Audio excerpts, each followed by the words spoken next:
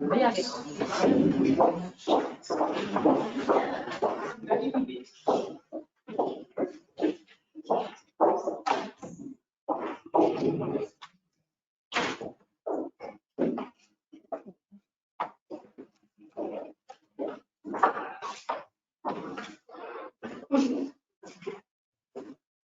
Good morning, everybody, and welcome to the Healthy Bite 2023. My name is Tanja Butter. You will see me today a few times. Every now and then I will introduce the speakers. And we are very happy to welcome you here today. Before I hand over to Stefan Lander, who will officially welcome you all here, a few words for those here in the room about the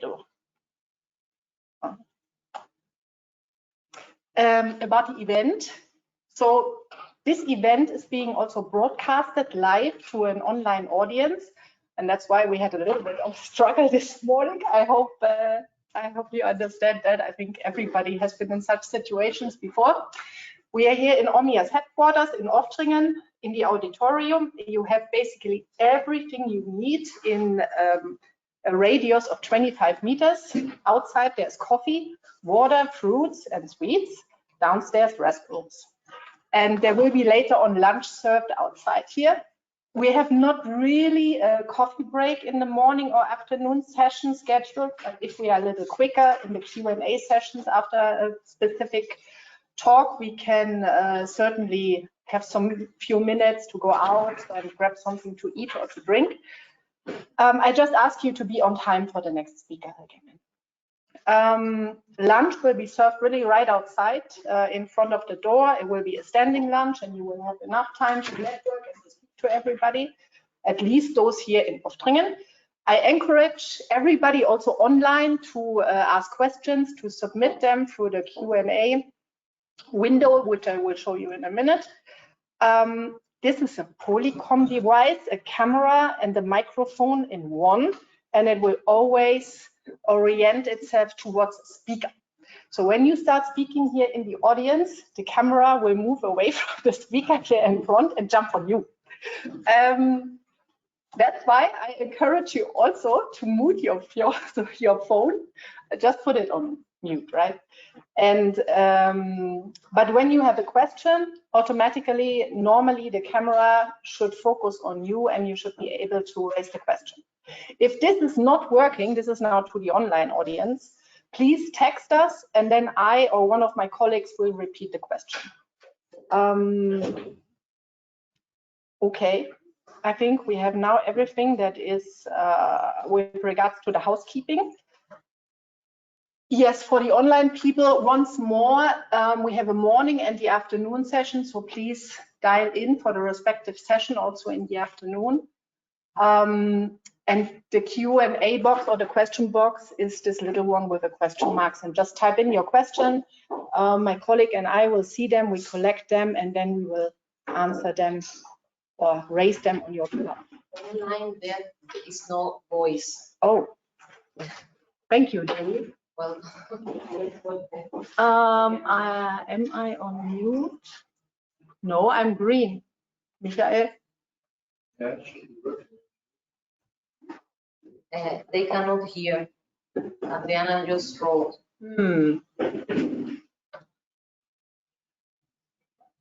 Maybe I'm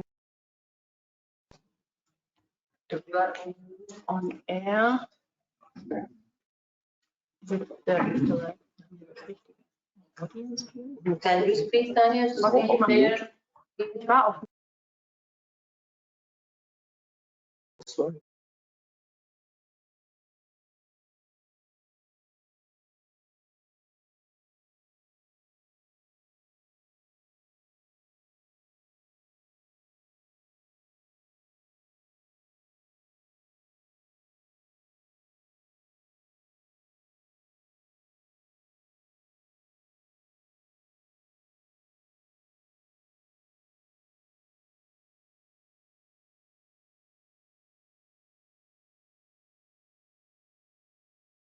Oh, now it should work. No. Yes, it's okay. Yeah. Now it's okay. Okay, so she only saw me and didn't. That's a pity.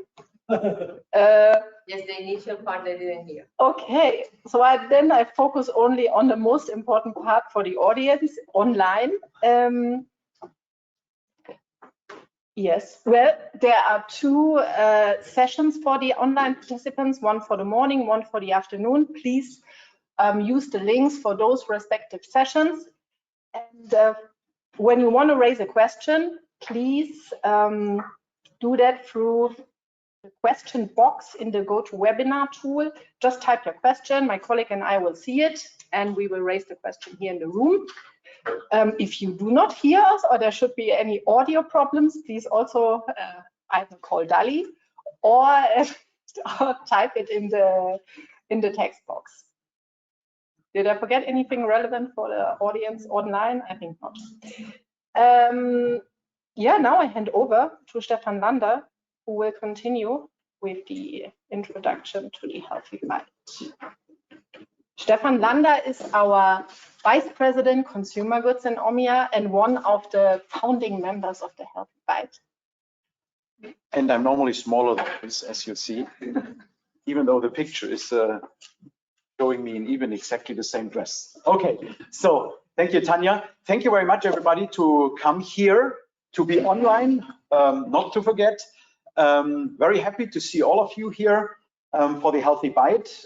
This is again the second in-person meeting after we have started it several years back.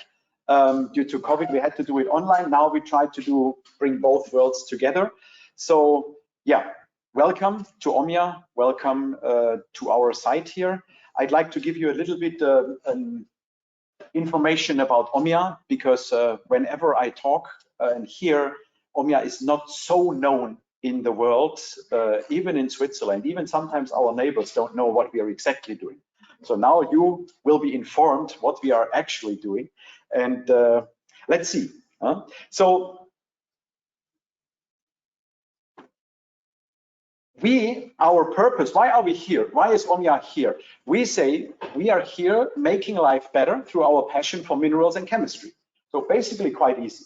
Let's see at the end of the day if you can confirm this. Let me know. Yeah? If you think that Omya, we live our purpose, that would be interesting to hear. If you see with our actions and so on that we actually do this, because that's always a very good feedback.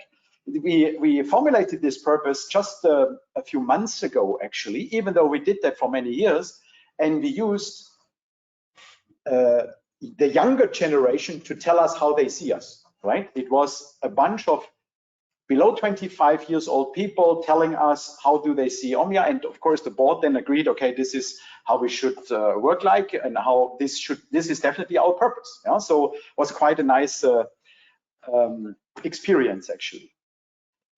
So a few numbers about Omya. Omya was founded in 1884, so quite some time ago, at exactly this place here. The founder's house is still across the street here. Gottfried Plüss and Emma Stauffer. They started the company called Plüss Stauffer at that time. The first ever product we produced, and we produced it here on site, was window putty. So basically the glue to put windows into the frame. That consists of linseed oil and chalk, two completely natural materials. Linseed oil we started also to sell in Switzerland to other users. So we started distribution activity. And second one, the chalk, we took from France, bring it here, and this is today our own manufactured material. The majority of our business is manufacturing calcium carbonate-based products. So we still have this heritage from the past. And a further heritage is, because a lot of people ask us, where does this name come from? Why are you called Omya? This sounds like a strange marketing agency gave you this name. Not true. The first place we own as a site, as a manufacturing site where we produced calcium carbonate is in France, Champagne area, Omya. The town is called Omya, and the people there are les Omya. So this is where our heritage comes from, our first manufacturing site. Today we talk about 170 locations. We have activities, own activities in 50 countries. Omya has around the globe 9,000 employees. Here in Switzerland, we have around 600. We have 70 nationalities in the company. We talk about 10 innovation hubs. That's part of our internal strategy. We had that launched in 2016 as a big focus on innovation for Omya. And today we talk about a turnover of greater than 4 billion Swiss francs. Our business is divided in 5 business segments. We do have classic business. So the businesses where Omya started to grow quickly was definitely not the window putty. It was paper. Today, every paper you have in front of you, a lot of this paper has Omya product in it. So sometimes it is not only cellulose-based paper, there's a lot of stone in that paper supplied by Omya. Then we have the construction business, a lot of paints and coatings, for example, but others like concrete and so on. These are these applications. Polymers, we started with a window putty. Now today, window frames are very often made from polymers, plastic polymers. The colleagues will forgive me if I say plastic, they normally don't like that. So it is polymers. And these window frames can take up to 70–80% of calcium carbonate. So basically those window frames today, the white ones, consist more of stone than of polymers. And that is part of the business of our polymer colleagues. And then we have 2 new business segments. One is environmental solutions. Part of that is we are distributing a lot of ingredients, additives here in Switzerland for agricultural use. You can buy, I didn't even know that until a short time ago, you can even buy bumblebees at Omya. So, and a lot of other things. But they are taking care of agricultural business. So for example, pH adjustment of soils, we do water treatment, remineralization of desalinated waters, things like that. This is what the colleagues do in environmental solutions, also a new segment.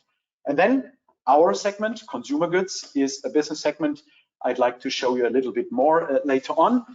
All of our business segments do own manufactured materials, but also distributing third-party materials. So materials is provided by our principals, and we basically distribute that into the markets. As I said before, we have started 2016 a big movement within the company to do more about innovation. Obviously, all know paper industry is not growing by 10% every year. It's actually declining. So it's a major business of Omya. So to counteract that, to launch a growth strategy, we have launched an internal strategy called Horizon 26, so a 10-year strategy. And we picked out 5 of the sustainability goals of the United Nations. And we think that Omya, with what we can do, we can contribute to those sustainability targets. And to a certain extent, on the outside, you can see that. So we try to collaborate with a lot of people, with a lot of principals or companies we sell their products, but also partners from industry, but also science. Today, we own around 300 patent families. 75% of them are considered innovative, and 47% of those patents are considered directly related to the United Nations sustainability goals. So this is where we are focusing on. And today, Omya is among the top 20 innovative companies in Switzerland. We did that quite secret so far, but that's why we have these kind of meetings to actually change that to a certain extent. Because before I just mentioned that in the talk, the paper industry, we grew so fast, there was no need for actually marketing in the past, in the 50s and 60s. But now our activities are, of course, very different. Yeah? So the products we develop, the industry we are in, that's very different.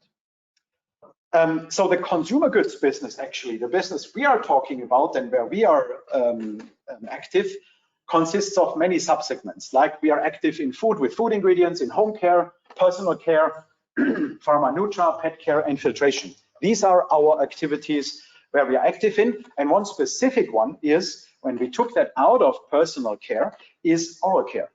Oral care is for us a very important part of our activities because, of course, there are calcium carbonate based solutions, of course, with toothpaste.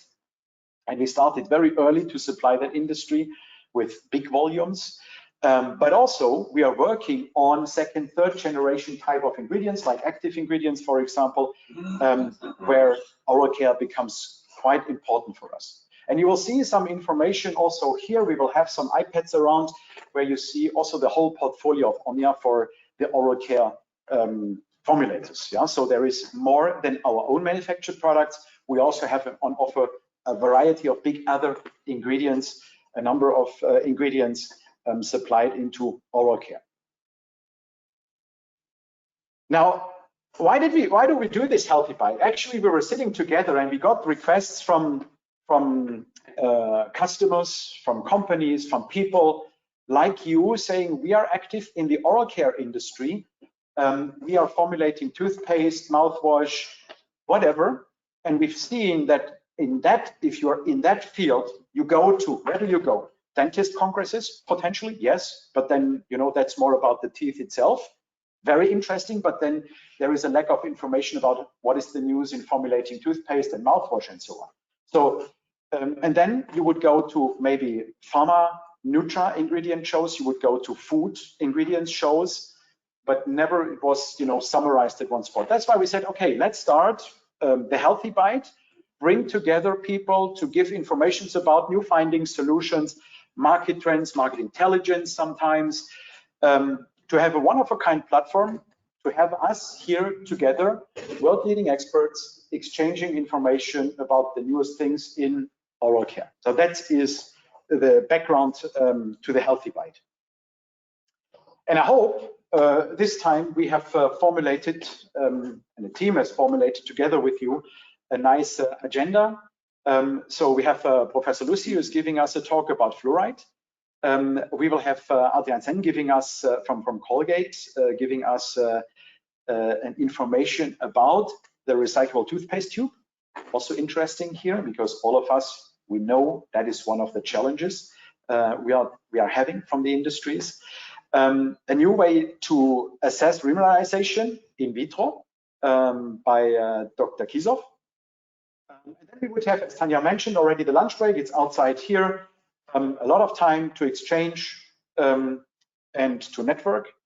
And in the afternoon, we will have sessions about the impact of Aerolit on oral biofilm. Teresa Berninger will give us this talk. Really looking forward to that. And then we have an online presentation, and that's why our technical team was a little bit challenged, but I hope it works. Teeth Care Reinvented, Axel Kaiser from Dentabs will give us a presentation about his products. And then we do have, last but not least, a presentation from our side on oral care trends. Virginia Alvarez will give that presentation to you. After that, and I'm sorry for the online community, that is for you then the Q&A session, yes, but then we will go into the lab here. We will show you our labs. We have an apero here. So far, the digital apero has not invented, maybe an innovation part, but we will have that here in Oftringen. Now, who is who? Okay, you've seen me already for quite some time now. I mentioned Virginia Alvarez here from Omya. She's doing our global business development, giving us a talk in the afternoon, as we said. We have Carolina Diaz-Quijano here, our director for technical services for all consumer goods. We have here Michael. Where is Michael? Not here, but maybe he's outside, being responsible for marketing communications. We have Denise also here, Denise Wischer, our assistant. Whenever you have something else you need to know and want to know, Denise will help you for sure. Market development innovation is represented by Dali Moya, also here. And you saw already Tanya Bude in her task here. Tanya is innovation technical marketing responsible here in the consumer goods sector. And I'd like to thank you also as a final slide, everybody who is, first of all, for you to come here, second, contributing also to the presentations here, to give us insights about your findings, your business, your possibilities, your innovations. I think that is part of why we are sitting here together. And therefore, yes, that is it from my side. Thank you very much. If you have questions, let me know. Otherwise, I will also be here around. So when you have questions, you can also let me know later on. Thank you.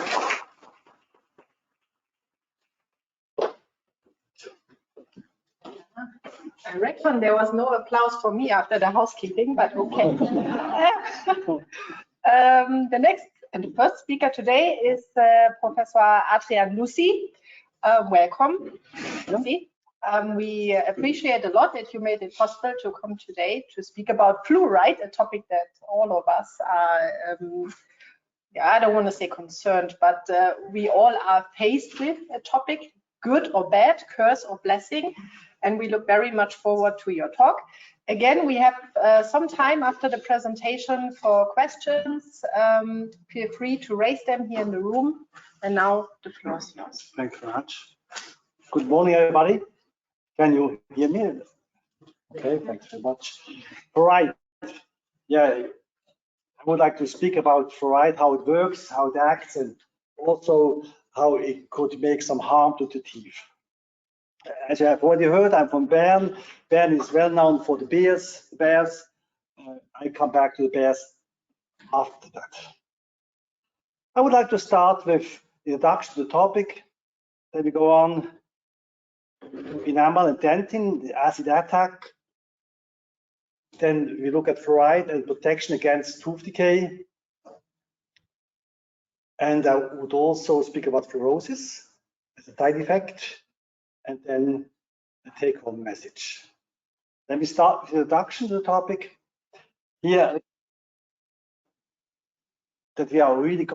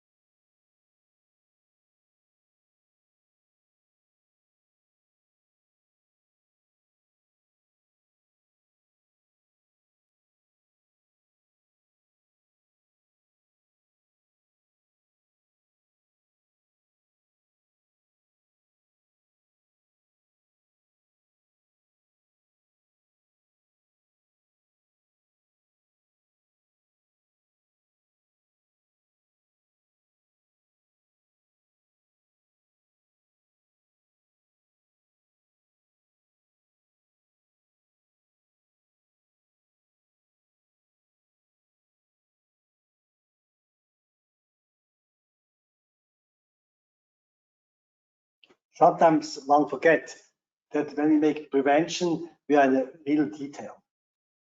As you probably know, I first studied chemistry, I'm a chemist, and then I studied dentistry, but sometimes I also forget that. You know, you have your macroscopic life and you forget that the whole is taking part in a very small environment.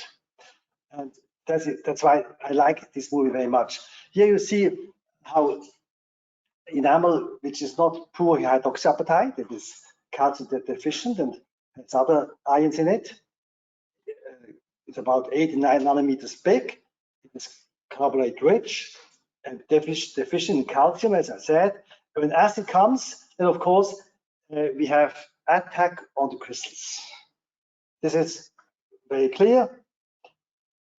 Now, how can fluoride interact with that? That's the question. Fluoride and protection against tooth decay. There are several modes of action. I would like to show you some of them. Tooth surface becomes more resistant. It becomes more nobler. It's not harder, as people sometimes say. It's more resistant. Hardness is the same. We have again this 80 nanometers big crystals in enamel, carbonate rich, which makes it not so noble. Calcium deficient. Again, the acid attack.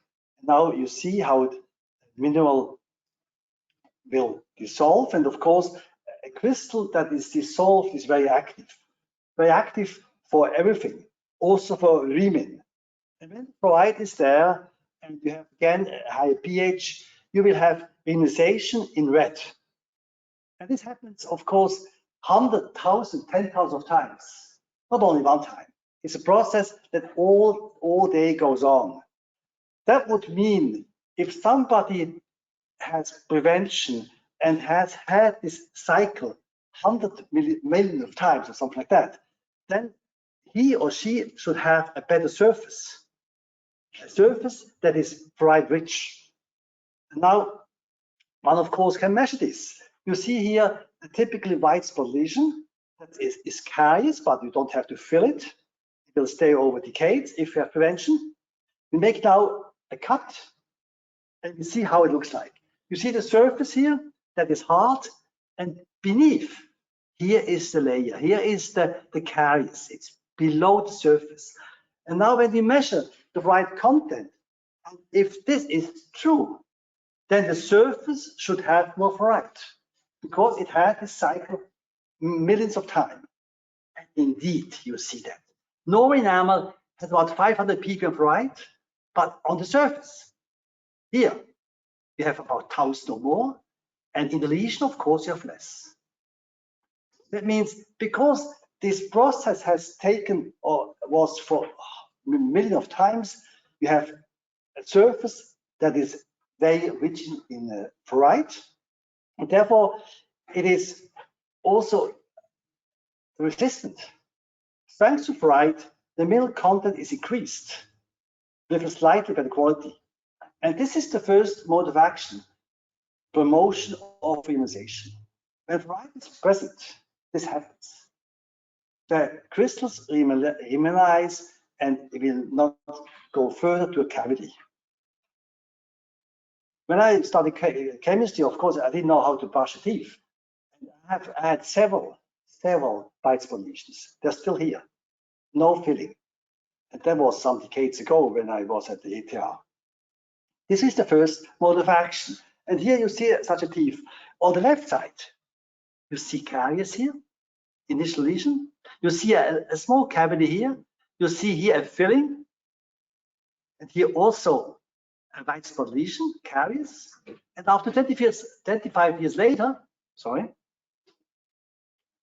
this is still stable. Here it's also stable. Of course, you see that this cavity is now bigger.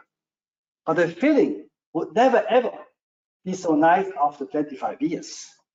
And it is only due to brushing and to fluoride intake. This is very, very, very, very important in my opinion. Second mode of action is inhibition of demin. Here, a very nice experiment from Bob Descartes. You see here tooth in acid And of course, when the pH is 4.5 in this experiment, no fluoride, then it will lose calcium. And now we don't change the pH. We only add 5 ppm fluoride in the solution and nearly no calcium goes out. In other words, only small amounts of fluoride in the mouth will be enough to protect from caries in a normal patient. This was an old study. By the way, this is me, my first school day. And this is my sister, my brother, and this is me again. I tried here. Okay. What fluoride content in saliva protects against tooth decay? Leverett published that a long time ago. And he found that children without tooth decay, they had 0.004 ppm fluoride in saliva. And children with tooth decay had less than, 0.02. In other words, only small differences are enough to protect in this big sample. Of course, if somebody is very caries active, then you have no chance, but this is an average. Now, the question is, how do we get to this 0.04 ppm? Here, fluoride in saliva after 5, 10, 30, and 60 minutes. You know, we have fluoridated salt. Why does this work? In the States, in England, they have fluoridated water.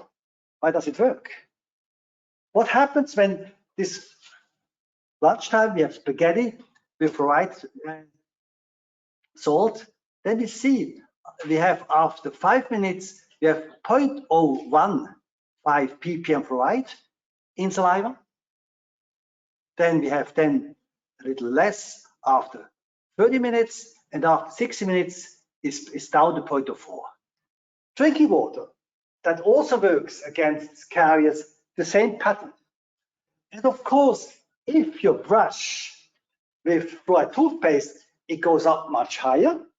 But here again, after around 1 hour, we are back to this level.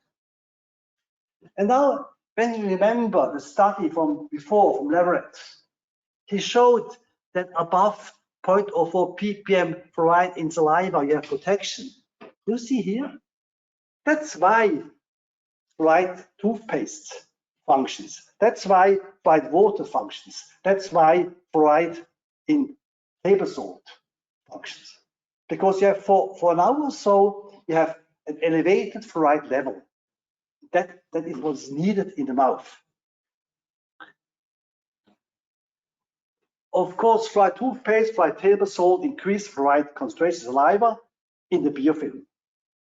The fluoride concentration is significantly higher for a significantly longer time in the biofilm. So they don't see that. In the biofilm, we have accumulation. And if the biofilm plaque is young, then the accumulation is good because the young plaque cannot make any caries. In other words, it doesn't need much. Regular intraoral intake of a small amount of fluoride, especially at the saliva plaque tooth contact surface, is of great benefit in the prevention of tooth decay. And also for this reason, teeth cleaning 2 to 3 times a day for at least 2 minutes is good, is important. Not only to remove the plaque, but also to have a higher level of fluoride in saliva. Fluoride will then act for an hour or 2. Here, we have a study from my friend in Marino, published in ERPT 19. The preventive fraction, you see here, fluoride toothpaste has against placebo a preventive fraction of caries of 24%. Brushing your teeth 2 times a day was shown versus 1 time a day, 40%. Supervised toothbrushing with kids, 11%. It's important to have supervised toothbrushing until 6, 7 years of age. Fluoride in water, salt, varnish, gel against fluoride toothpaste, another 10%. And higher content here against lower, another 8%. It really works. And it has some additional effect. Of course, you cannot summarize them all one-to-one, but there is additional effects. How much fluoride do you have in saliva when you brush your teeth with a normal toothpaste or with a high fluoride toothpaste like Durafat? During brushing in saliva, you would have 100 ppm here and here 700 ppm. Immediately after brushing saliva, 50 ppm and then 100. And we have learned before that after 1 hour, it's back to 4, something like that. It is important to know that formation of calcium fluoride on the tooth surface is only from 100 ppm and above. In other words, when you brush with a normal toothpaste, you will not have a lot of calcium fluoride. When you use, let's say, and you look at the biofilm, at the plaque, same concentration again, toothpaste and here Durafat, you have the 10 ppm fluoride in the biofilm and 14 here.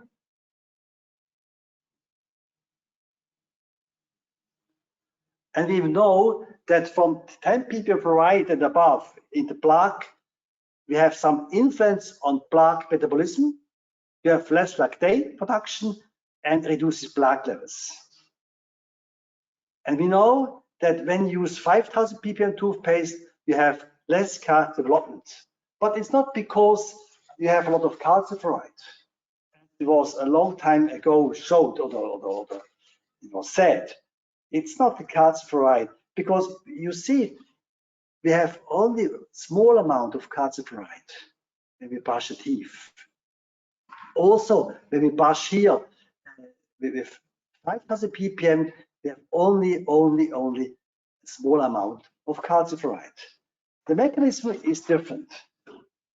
This is a model how most toothpastes work today, because the pH is usually above 5.5 or so. Fluoride ions cover the surface here and thus protect, and then they're also involved in the remin process. If there is no fluoride present, the crystals are not, let's say, protected, are not covered, and you have then dissolvement of the crystals. I don't think that the calcium fluoride theory is really what happens. I think it's more on the ion level. You have covering of the crystals. Dentin. I think dentin is very important for us to know how it acts, because root surface caries is very important and it's really is arising. We know dentin is more susceptible to tooth decay than enamel. Here you see root surface caries. I have now some slides there in both languages for the German-speaking persons. Here you see the root surface caries. When we go here more in detail, we see that the tubules are that the bacteria enter the tubules, and the tubules are much wider because the tubules have active tail. And when we go closer, we see it goes from one tubule to the other. No wonder, because dentin has a lot of tubules, but the tubules are not independent. They have microvilli between. That means the bacteria go in here and may go this direction. No wonder we know that root surface caries is spreading widely. It's much more difficult for dentists because it doesn't go only this direction, it goes very fast this direction. This is very important also in prevention, in my opinion. You see here how it spreads and is then filled with bacteria. Why is dentin more prone to caries? We know elderly get a lot of caries because, of course, they eat more sweets, they don't brush so well anymore, but dentin is also more prone to caries. In dentin, caries is much faster. Crystals of dentin are rich in carbonate, thus less noble. Carbonate makes the crystal not as noble. and therefore are more prone to demon. They are about half the size of enamel crystals and thus have a larger specific surface area. They are very small. And when a crystal is small, they have a larger surface area. I have a model here with Lego. This will be enamel, a big crystal. You see the surface here? Here the surface, here one above, one below. And now with the very small crystals indented, it looks like this. The same amount of crystals has now a much higher surface. In other words, it's much more possible that we have attack of acids there. That's one reason why dentin is much more prone to caries, because the small crystals. Instead of 80 nanometers, they're only 30 or 25 nanometers. That means the critical pH value for dentin is around 6.3, 6.5, for enamel around 5.5. In other words, when the pH comes down, first dentin will dissolve, and only thereafter the enamel will. It's very prone to caries. And also, when you are older, you have longer tooth necks. They are more difficult to clean. The toothbrushes are not enough big, and you're not used to it. You have long teeth now, you don't brush there, where you have exposed dentin, like here. When you are young, you have the papilla here that protects, of course. Here you have a pH that is not acidic, because you have saliva and you have the sulcus fluid. Here, below the papilla, you very seldom see caries because it's neutral. However, when the papilla is gone in your age, then it's exposed and you have this sulcus fluid here, the pH is faster low. The papilla protects against caries, against root surface caries. In other words, dentin needs more fluoride than enamel for the same protection. That was shown very often, very clear. Here again, the other image, reduction of calcium loss as a function of the fluoride concentration of the surrounding liquid. Again, we have some tooth here, and we have fluoride in there, and we look how much calcium is released. Now in dentin, you see here fluoride concentration, here the reduction, and let's say we go to 80% reduction. To get in these experiments of the Kade, to get 80% reduction, you need about 1 ppm fluoride. When he took then dentin and he made the same experiments, he could show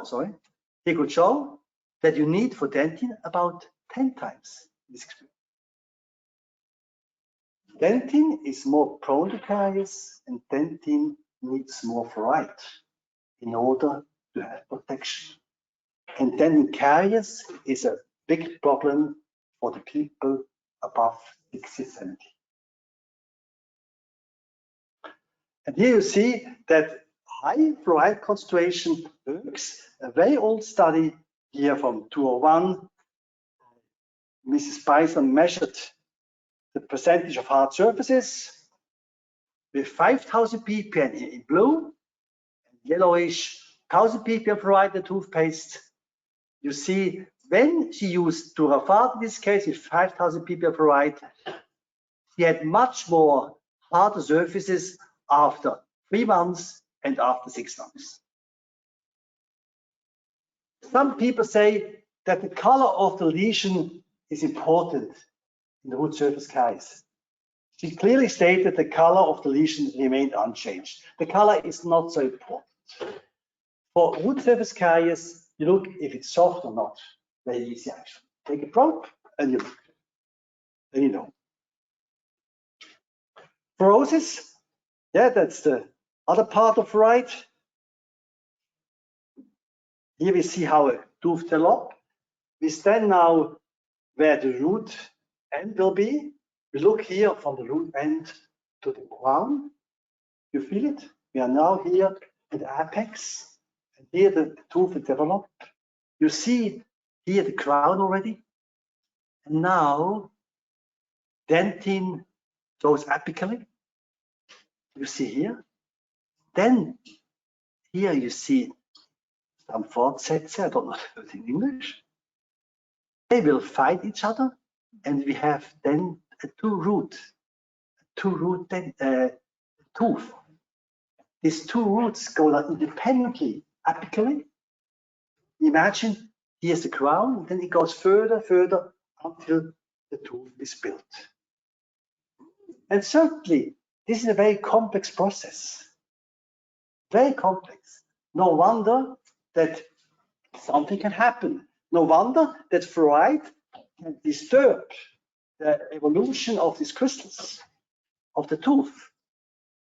And that's why fluorosis can appear, but only during tooth formation. That is very important to know. I all the time hear people saying, oh, my kid is 10 years old, now she had some Durafar toothpaste or whatever, and now she has fluorosis. It's impossible. Only during formation of the teeth can fluorosis appear. And now, there are very important or very difficult tables when a crown is developed. You see, for example, the first incisor here, with about 3 years, the crowns are developed. When the baby, when a child is 3 years old, then the crown is developed of the first. Sorry. The second incisor about 4, and there is a very, very easy thumb rule. You take tooth number +2, and then you know, as long as fluorosis can appear. In other words, here only when a kid has fluoride too much in the first 3 years, she or he can have fluorosis. Because fluoride has to be involved in the crystals, otherwise it's no fluorosis. In other words, in the front, only the first 3-4 years are crucial. Then you can indeed get fluorosis, but not afterwards. And of course, here it's later in second molar, but nobody cares about the second molar. Here you see why fluorosis appears whitish. You would have here healthy enamel with dentin and enamel here. When now light comes into the tooth color is made determined by dentin. Dentin makes a tooth color, more or less. That's why some of you have, let's say, more yellowish teeth, others have not. It really depends on the dentin, more or less. When you now have a widespread lesion of fluorosis, enamel hypoplasia, then the light will not go into dentin, will be reflected here, and you have a whitish color. That's why an initial lesion is whitish, and that's why fluorosis is whitish. Change in the fraction of light to the altered arrangement and composition of the crystals. Kids' teeth, milk teeth, primary teeth are also more whitish. Agree? Because the crystals there are not so well formed. There is a mix, mess, and the light doesn't go in. That's why they're more whitish. And caries is more whitish because you have exactly the same, the light will here be reflected. And fluorosis is more whitish because we have there again in dentin also and in enamel, of course, some change. I would like to show you some picture of fluorosis. This is what you could see in Switzerland, narrow white lines following the pericumatia. You very clearly see this here. This would be a grade 1 that you can see in Switzerland. Then also, let's say a grade 3, strong emerging lines with irregular cloudy opaque areas. You see here, like the cloudy here areas, here you have little clouds, bigger clouds. That would be grade 3. That would mean this person would have ingested fluoride in the first 3 years of age, not afterwards. Because afterwards, the enamel is built. No change it anymore. This is grade 6. You see clearly here, this boy from Yemen had a high concentration of fluoride in drinking water. This can also happen. People living in volcanic area, there is very often a high fluoride content. And that means you could also see that here in Switzerland, of course. When they were, that's why sometimes it's difficult to diagnose fluorosis. That's why anamnesis is very important. You have to ask the parents all where they live, what did they do, because it's sometimes very difficult to distinguish for other anomalies in the teeth. Now, is this fluorosis?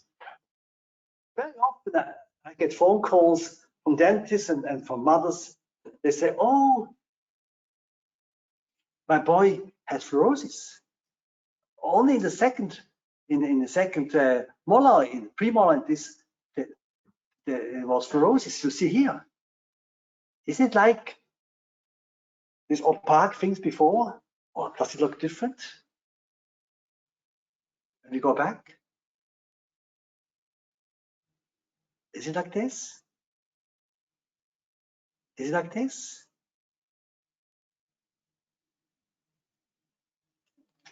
Hey, it looks different. And when you ask then, when did this disappear? Oh, it only appeared when this premolars came out. Then, you know, the premolars, they are built when the kid is older. The intake of fluoride is very unlikely. Or here, these two teeth built more or less on the same time. If fluoride would be the reason, both teeth would have this. This is something you see very often in Switzerland, also in Austria or Germany. The snow caps. They are called snow caps because very often here, tip here, the mountain tip is discolored. But this is not fluorosis. Snow cap teeth are also white, but they have nothing to do with fluorosis. They are a form of amelogenesis imperfecta from hypomaturated type. And this is that is quite often. Quite a lot of people have this. And they all think it's fluorosis, but it is not. We know all things are poison and nothing is without poison. The dose alone makes that the thing is not poison. Paracelsus is his doctor. You know, here, what happens here, I don't know. I would not spend a lot of time with that. We know chlorine is a gas, it's toxic, it's reactive.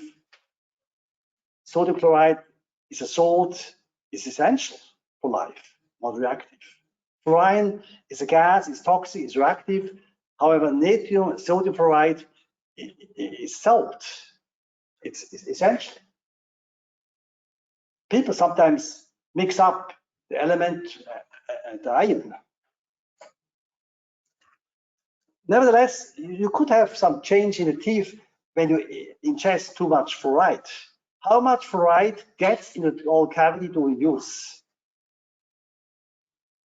Application quantity here if you have children toothpaste, then you have 0.3 gram application, and fluoride is 0.15 milligrams. When you have normal toothpaste, it's higher. When you have mouth rinse, you have higher values. With gel, Elmex gel here, you have even higher. But very astonishingly, two of our toothpaste, you have lower values. Although the fluoride concentration is much higher. No wonder. If you look at the entrance of the tube of a normal toothpaste, it's like this. And the fluoride is like this. That means you use less because it's such a small entrance of the tube. That's why you also ingest less. Less comes into the cavity. Erosion control mouth is Optischmelz, which is very high concentrated, you have even more. You see, it's not only the fluoride ppm content, it's also important how much fluoride comes into the mouth. This is dependent on the entrance of the tube. It's dependent on how much you drink or you swish with a solution. And that gives you the possibility to also speak about the probably toxic dose. Amount of fluoride and toxic symptoms for 2 years old and 5 years old. A 2 years old kid has to ingest more than 1 tube in order to have a properly toxic dose, or 1.8 tube with 5 years old. When she or he uses a normal toothpaste, then it's still half a tube to be ingested, that some toxic dose could be possible. Mouth rinse, you have to use half a bottle. When you are 2 years old, nobody does this. You know, these bottles, they're not so nice in the taste in a way. They're too sharp sometimes. Then it's not a big danger. In other words, we have a good range of safety. Fluoride gel, 12,000 ppm, there you only need 0.2 tubes. However, have you ever used fluoride gel? Have you ever tasted? It doesn't taste so well. You will not use half a tube, so it's so ugly taste. Sorry to say that for GABA, but it's the truth. Take home message. The caries protective effect of fluoride is local and not systemic. Even small concentrations are effective. Fluorosis. What is important is the amount of fluoride in the critical years. Anteriorative in the first 4 years, canine in the first 5 years. After that, you cannot develop fluorosis in the front. However, snow captive are also white, but they have nothing to do with fluorosis. They're very often like snow on the premolars, but that is not fluorosis. That is amelogenesis imperfecta. Sources of excessive intake, while it's water, of course, when it's not controlled. Toothpaste in the first few years when it would be ingested. With that, I would like to thank you for attention. We go back to the beers in Bern. When I was at the University of Bern as an assistant, all the beers had caries. We had to treat them. Here you see how we did that. Did it like you do it. No gloves at that time. And of course, X-ray very old. And imagine this bear, they are so big. And one waked up. I was happy that I was sporty if I could. Otherwise, I wouldn't be here. With that, thank you very much. I have time for questions.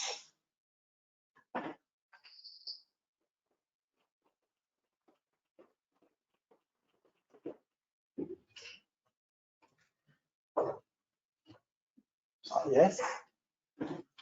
Yeah. Why is fluoride so much under pressure nowadays in certain entities? It has been always under pressure since decades. It's always very up and down. Why are other ingredients under pressure? Probably sometimes it's, you know, they mix it up. They think we have fluorine gas in toothpaste, not salt. That could be one reason. But when I was young, even then, it was under pressure. And it was peace for 5 years, it comes again, back again. I think that is in a way, it's also normal. You're afraid to have something in you that could be harm you. That's why I think it's good in Switzerland that we don't have any more water fluoridation. You can choose. But on the other hand, you have to know fluoride is until now still the best for caries. I'm sure in the future other will come. Yes? There is now a trend for the kids to taste non-fluoride. What do you think? Is it the right direction in general, or still, like, what is about fluoride and fluoride? You can be caries free without fluoride, for sure. If you brush like this, if you eat like this, if you have no plaque, but fluoride helps you a little bit to have now and then a sin without having caries. We know that persons, kids, they don't use fluoride not at all, they have more caries because they cannot brush as they should if they have no caries and no fluoride. Fluoride makes it easier to be without caries, but caries is not a fluoride deficit illness. You can be caries free without fluoride if you brush like this, but nobody does it, we always. For kids, I think it's detrimental. I wouldn't do that. Yes? You said there might be alternatives coming in the future. Is there something right now? Or Yes. There was an abstract in Bogota this year concerning arginine. You know, arginine will higher the pH level. And when you have higher pH level, then the Streptococcus mutans are gone. This could help. Or there are also some interesting research in hydroxyapatite. If hydroxyapatite has a big surface, then it may also interact. If it's like a stone like this, it's not, but if it's formulated in a proper way, it can. I think it could be that in the future, other combinations could help. Or as you know, when you have a clean tooth, first you have a pellicle, and now you could add proteins and peptides to the pellicle to make it more resistant and to make it in a way that the bacteria cannot attack there. This is research that's going on also for erosion. Yeah. And it may well be that in the next 15 years we have something else, in my opinion. Is there a risk of misusage from parents or so, meaning that they would brush? What is the risk if they would just put too much toothpaste for the kids? So instead of the, I think you mentioned 0.3 or whatever. Yeah, in the first 4 years you get fluorosis. Yeah. When you would spit it out, doesn't matter.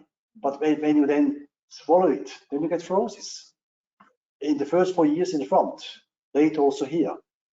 That's the only risk you have. Yeah.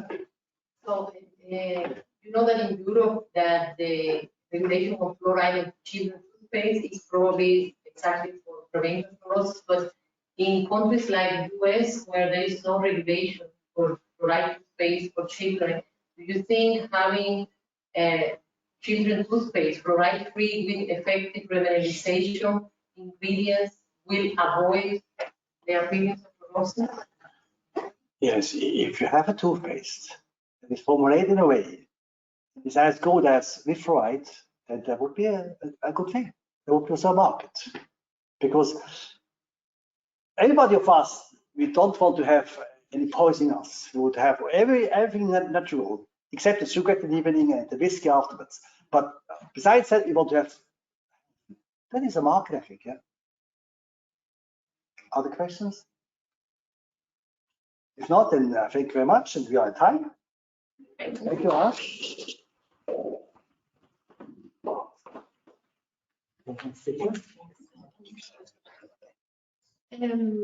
Yeah, thank you very much. There were actually one or two more questions, but we will summarize them anyways, also trying to capture somehow the answers, and there will be a Q&A document event which will be sent out to the participants.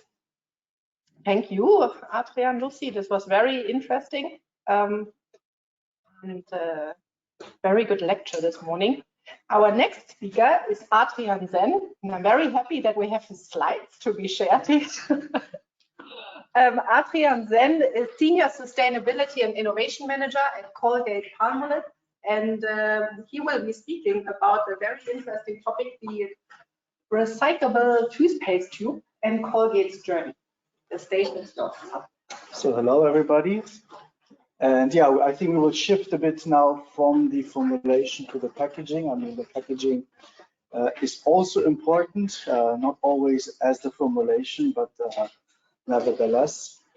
And yeah, I will speak about our journey, how everything evolves, how everything happened. And just very briefly to say about Colgate, I mean, we are in Switzerland also quite known with the GABA. But this is the story of the Colgate. I just wanted to highlight two things. One, we do side oral care other products.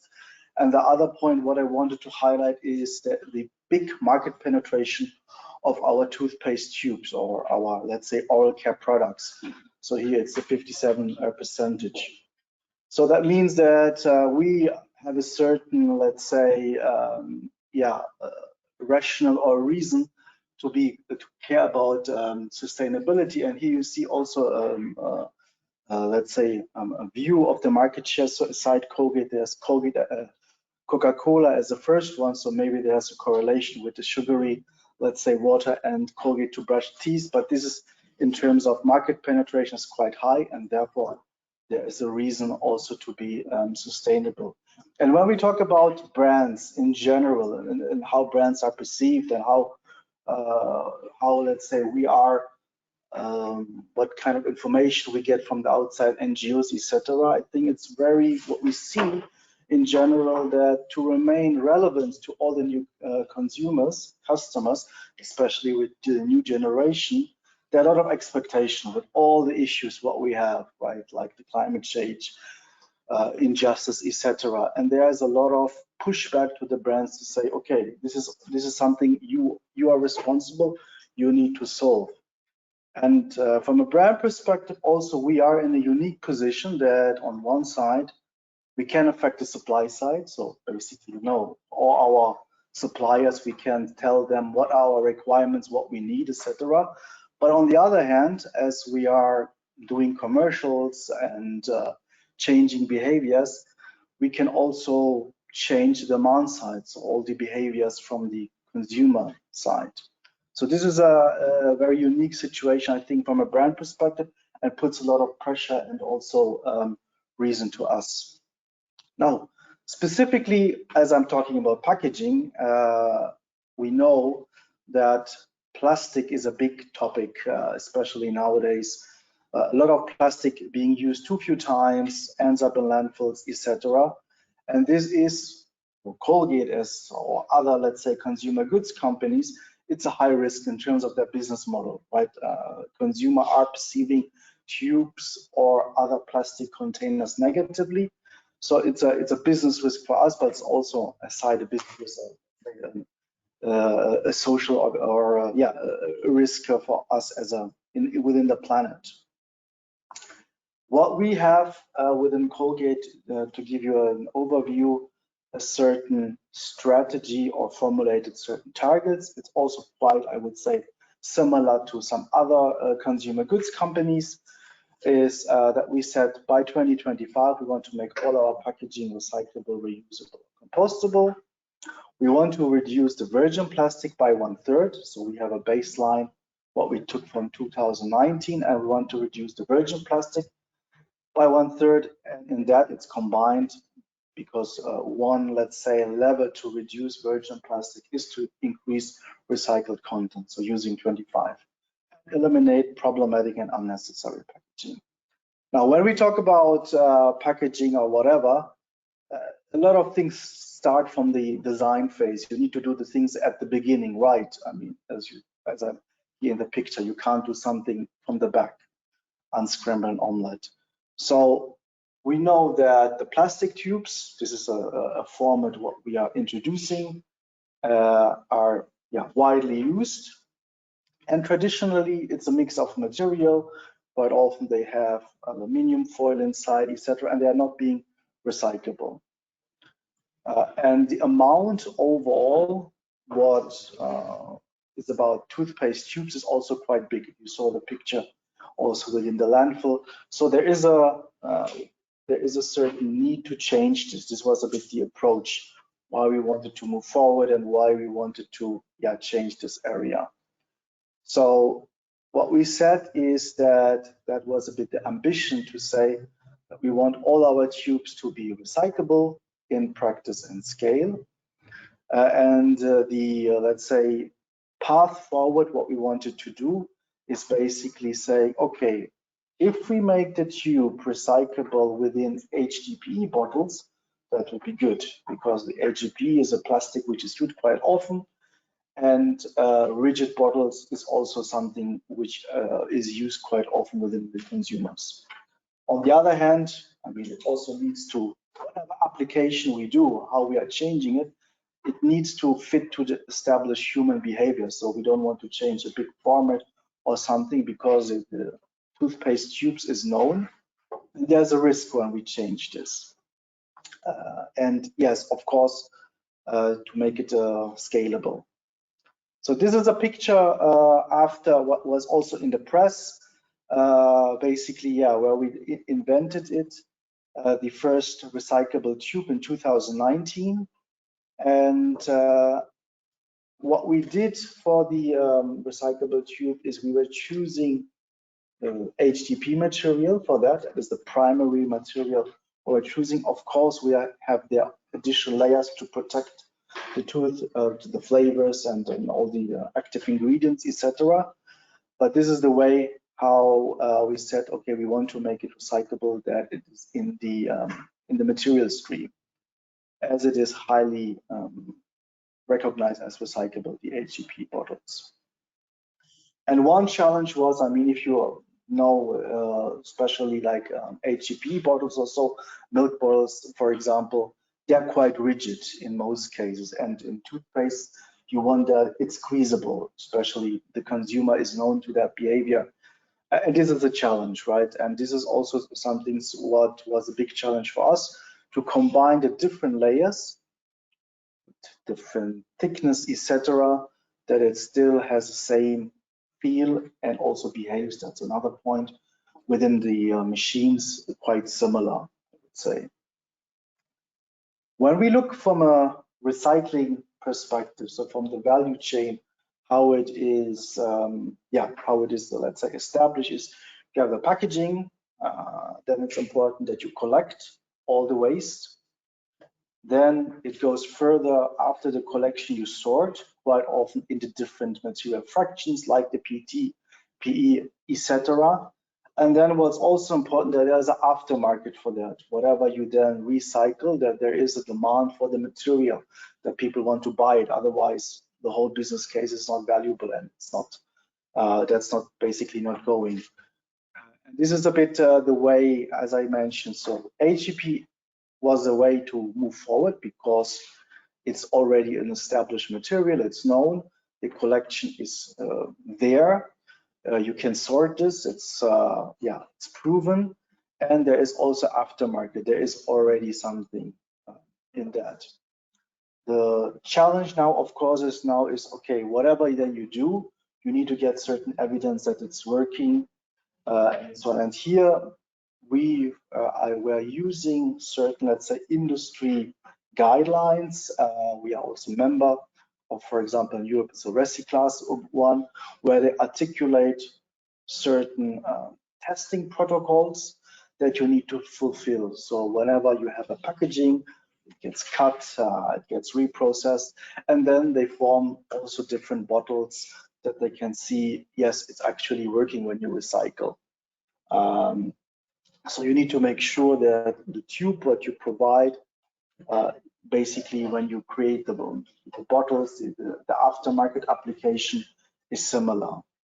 And also the mechanical properties are acceptable. This is another, let's say, challenge. Aside the, let's say, reprocessing part, which I was mentioning, I mentioned while reaching what is very big, is the sorting. You need to ensure that the tubes, which are then collected, are sorted in the right stream. So on one side, some lab testings, and the biggest challenge for the tubes is in general the size. You see there on the left, there are some screens, and this is the way how they sort out packaging. And very, very small tubes or other materials, they get sorted out and then they get burned in most cases. So this is one challenge, is the size, but also there are other challenges as well, that they need to be recognized as the right material, etc. But this is one thing, and we did lab and industrial trials. Yeah, I think, as I mentioned at the beginning, the whole consumer experience is quite important, especially the consumer has learned, you know, how to use the tube, the squeezability, everything. And this is basically what it needs to be, whatever you redesign, at least quite close. And in the end of the day, yeah, this was a bit then what was achieved, like a soft, easy to squeeze recyclable tube. We were using the HDPE mainly, and also from a properties perspective in terms of reprocessing everything, it was then was a similar, let's say, material side.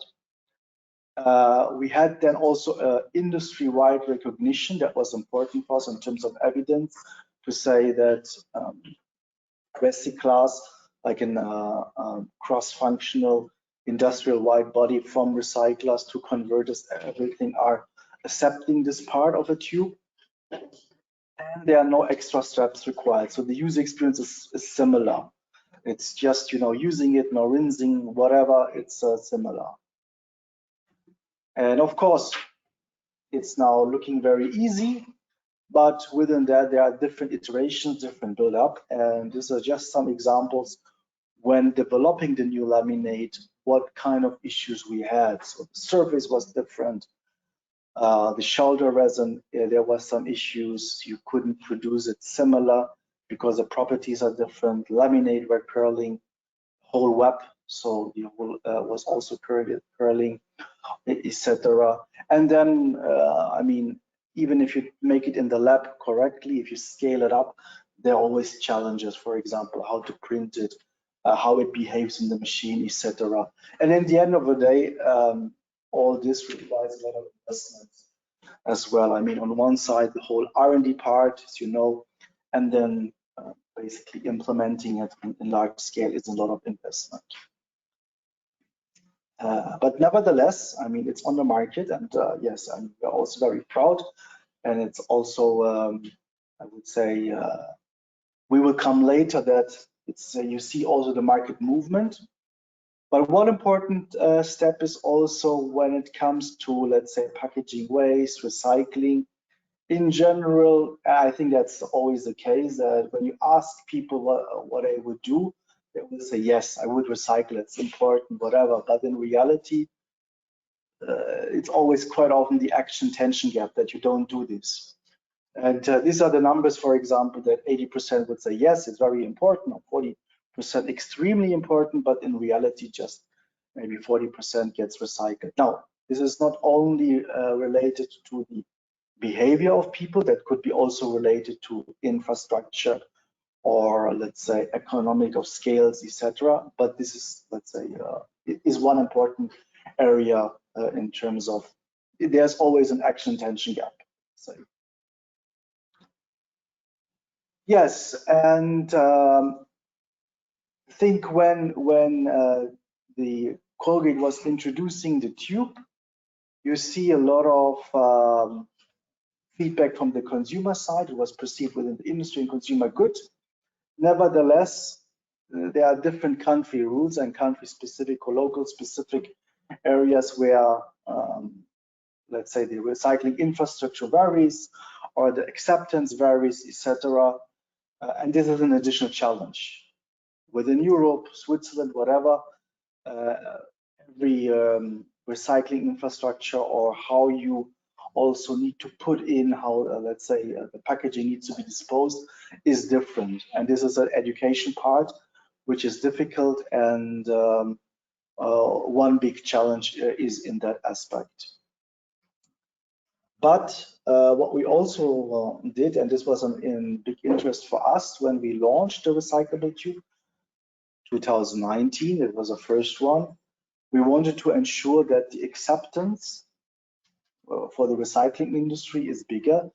So one area what we did is we shared the learnings and the innovation. So basically, roughly how this material is consisting of and is made of. Because what we thought is if, let's say, the other competitors are going in the same direction, we will have more scale to perceive or to ensure that the recycling industry is accepting it, and also the consumer. So this was important for us as well. And yeah, this is a bit in terms of press release or PR, what we were doing, pointing out that the tube is launched, that we were sharing in different areas, the technology, etc. And the momentum is building. We see that aside of us, more and more competitors are moving into this direction, which is good. And you see here an example with P&G, GSK, Unilever, which basically are following this path. So also done from regulation perspective, that more packaging needs to be recyclable, but also I would say from a perspective, from a consumer perspective, that they are understanding, oh, the tubes were not recyclable, now they are recyclable. It's an important topic. So other competitors and the industry is also going in the direction. I think there are two areas which we are pushing this change. Now, the first step, I mean, it was done to say, okay, we have created it from a technical perspective that the tube is recyclable. The next step is, of course, it goes in parallel to educate and to ensure that people are doing that. That was the consumer behavior. The third step we were discussing, so the critical mass, the scale. So that's what we see. More and more people or competitors are changing. And the third and fourth step is really then the acceptance in the recycling industry, but that's also what we see is moving forward with legislation. I think that goes a bit hand in hand, which is a positive area. And when it comes to sustainability and also in these general topics, I would say what is very important is the whole collaboration. And these are examples where we collaborate together. So we are working with the Ellen MacArthur Foundation, which is setting up a global commitment to plastic. So how to reduce plastic, and these are similar to the goals what we had, like reducing virgin plastic, using more recycled content, but also going into reuse systems. There are other areas like a little bit more technical areas, how you can sort better with AI or with watermarks, whatever. And plastic pacts, which gives us the opportunity to engage with also government officials in different countries, and then I would say shaping this area in that way. So this is a bit, the journey where we are, and yeah, that's it a bit to show you just an idea what was the challenge and the whole history of that.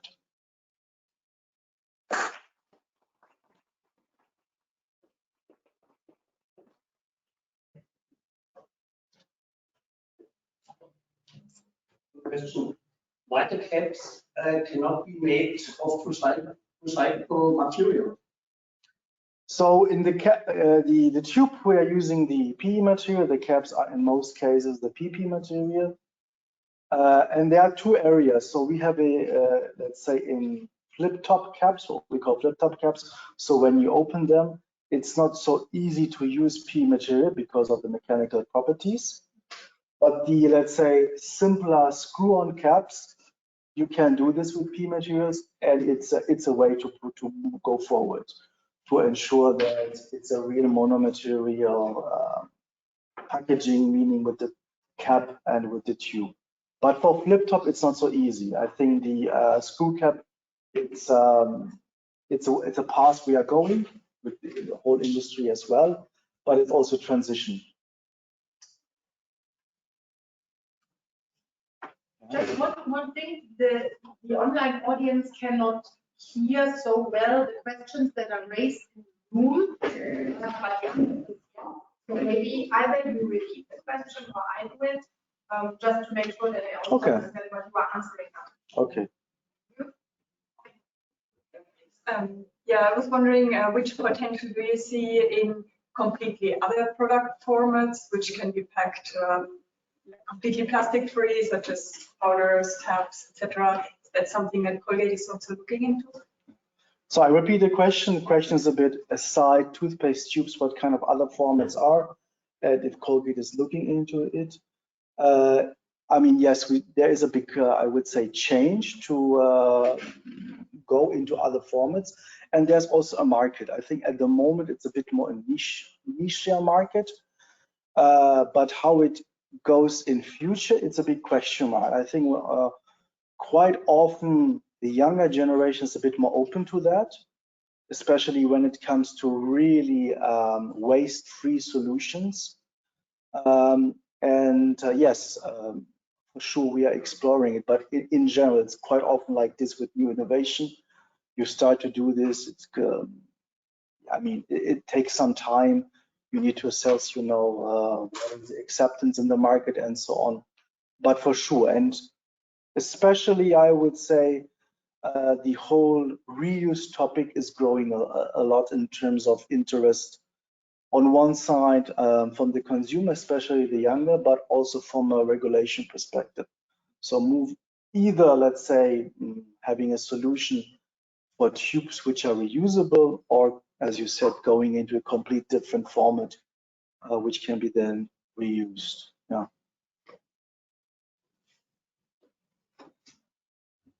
Oh yes, sorry. How many times you can reuse or recycle the HDPE? Yeah, the question is how many times you can recycle the HDPE. There are limitations. Yes, there are limitations in the mechanical recycling process. I don't have the numbers right now, but from the bottles perspective, what I remember, I think it's sometimes 8 to 9%, 8 to 9 times. Yeah, something in this direction. But yeah, now there is also the chemical recycling area, which is explored and is we are also looking into it, especially in terms of our requirements, because what we use for oral care needs to be food grade approved and so on. So this is an additional area where then you would theoretically recycle more, but that's a different, let's say, complete different area. When you compare the type of packaging, you also show, for example, a bottle of Coca-Cola. But I think when we finish the Coca-Cola, we say that it's fully empty. But even if I'm a stingy person, when I use the toothpaste, there is still toothpaste. How this price of product is affecting the recycling process. Okay, I will repeat the question. So the question is, when you compare toothpaste and bottles, for toothpaste, it's a creamy, let's say, application, and you always have a certain leftover in the tubes compared to bottles. And does it affect the recyclability? I mean, in general, it affects the recyclability, but this depends a lot on the content. So there are typical content which are very, let's say, contaminating the recycling, like mayonnaise, honey, or sometimes there are other things in this direction. For toothpaste, it's as it also has some washing ingredients, etc. we didn't yet hear any negative feedback. Also, I mean, the overall volume compared to bottles, toothpaste is a relative low volume when you compare the whole recycling, let's say, input. So it's from that perspective, it's not super critical, the less. But it's true. It's a topic in general. The leftover of whatever content is always a contamination. You need to wash it out, and there's a risk that it contaminates the wash water, etc. That's in general topic. So whatever you design, you want to have a packaging which is optimal to put out as much product as possible and as less left over.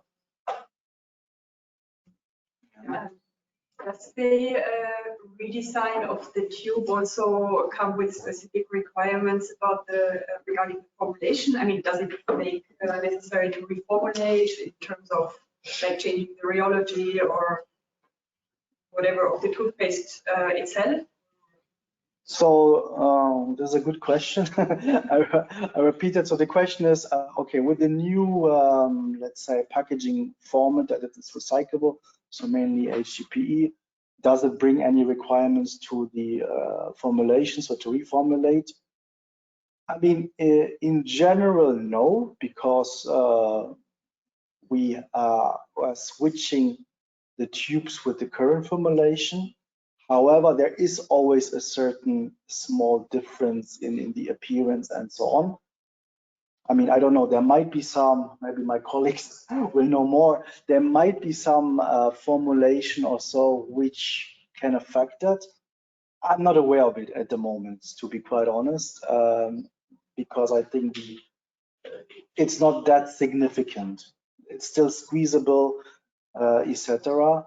What the discussion, what in general we are having in most cases is in terms of thickness and so on, how is it, does it appear to the consumer, and also, there is a small change always, and is it acceptable? Is it acceptable? Especially when we are looking to some tubes which are maybe a little bit thicker, and if we are changing to a recyclable tube, which in general is a bit thinner, then this are a bit more. But okay, there's another question. To be on that question, Colgate is sharing the tube. Is Colgate sharing also some technical experience on the challenge of the stability of the toothpaste? Because I guess this is the biggest step for competitors to switch to have the stability testing in the tube. Is Colgate sharing also a kind of technical experience?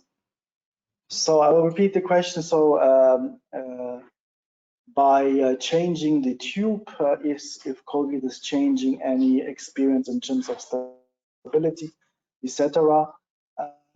We didn't get that, to be quite honest, in our sharing that question. I mean, as you know, every toothpaste is a different formulation. Of course, probably there will be certain similarities in that, but we didn't get that. And I think based on that, it's so different.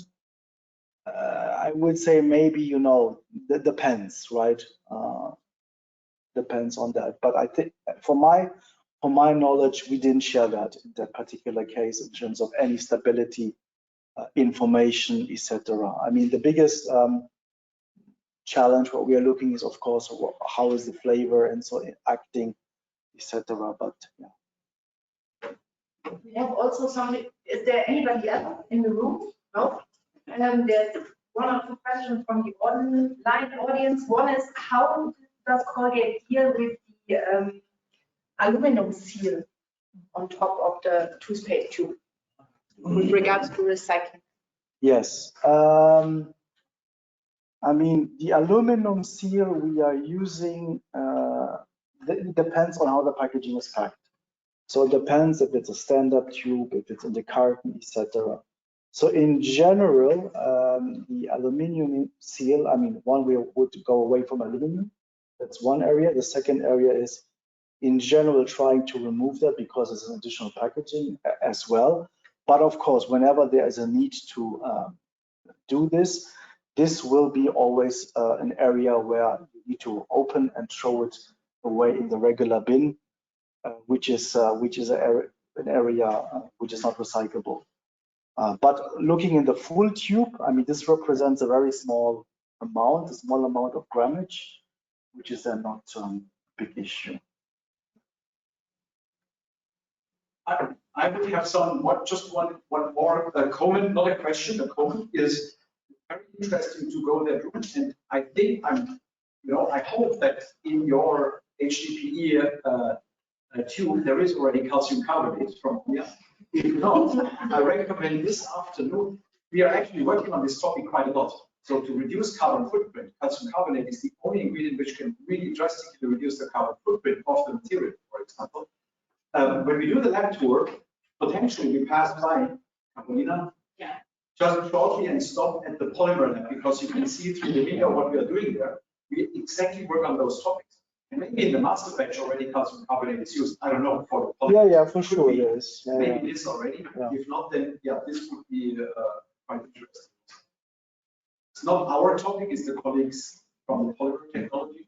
But you see that we are working in these, you will see it in the labs, there is quite a lot of know-how in Omya to work on those topics. Very interesting. Thank you, Stefan. And we make you a special prize. We talk about that. Yeah, good. Great. Thank you. I enjoyed your talk very much. Thank you a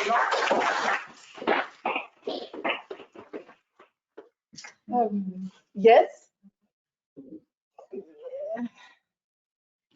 I would say we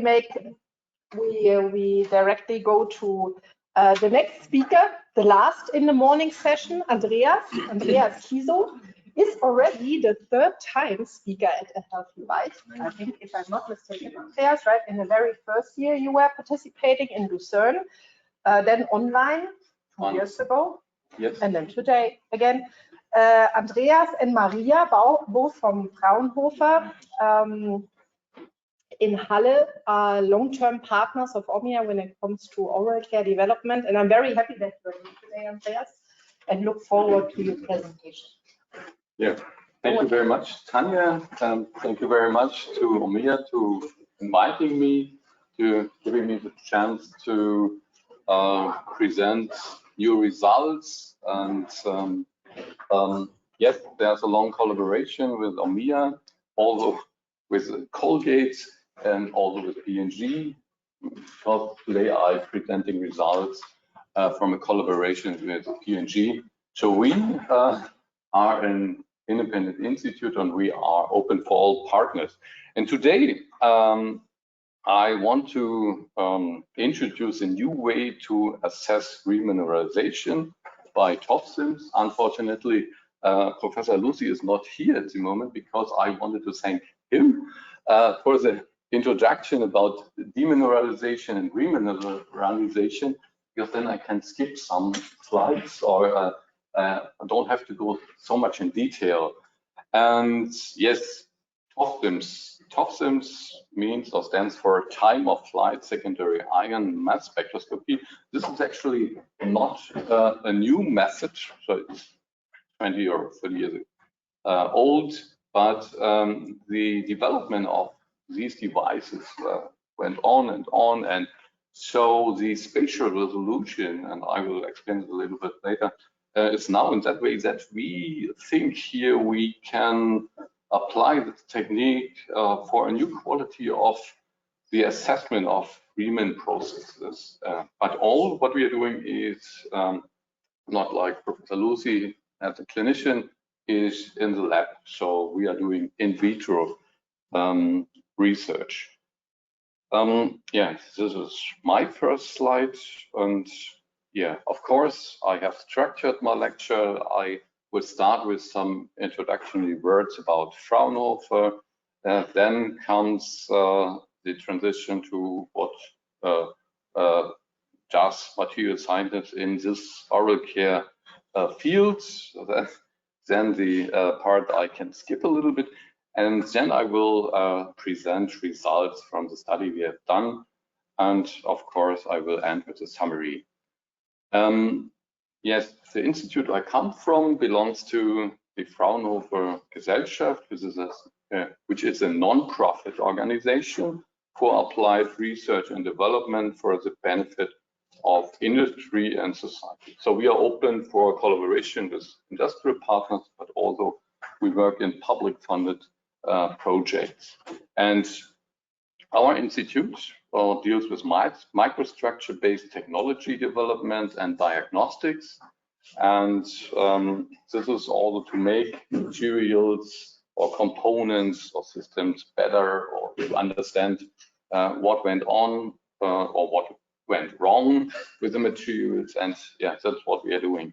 And our institute is a cross-sectional institute. That means that we are active in various markets. So also in electronics, polymer applications, healthcare, and this is our department. And what we are doing is we use all these, I will present only a few methods, or material science-based methods, to characterize the interaction of oral care products and the hard dental tissue, and not enamel and dentin, as well the biomaterials you have in the mouth, filling materials or prosthetic materials anyway.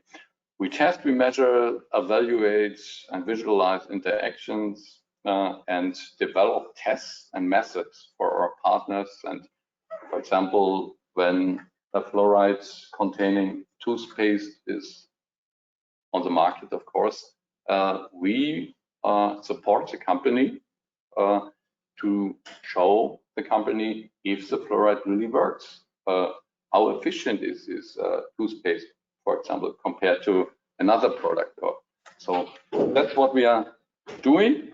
And so here I can already start to skip a little bit, just to remember what we are doing is we investigate the enamel, sometimes or very often also the dentin. So the interaction of the oral care products or instruments. So what can for example, what can a toothbrush do on the surface? And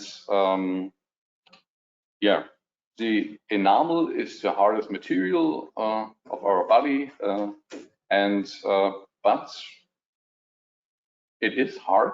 But as we have seen before, when the pH goes down below 5.5, I remember correctly, then the hard material starts to dissolve, and this is not good.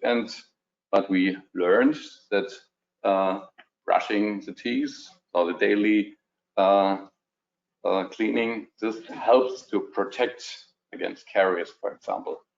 And but now I want to show how material scientists can help in developing or in proving, checking this oral care products.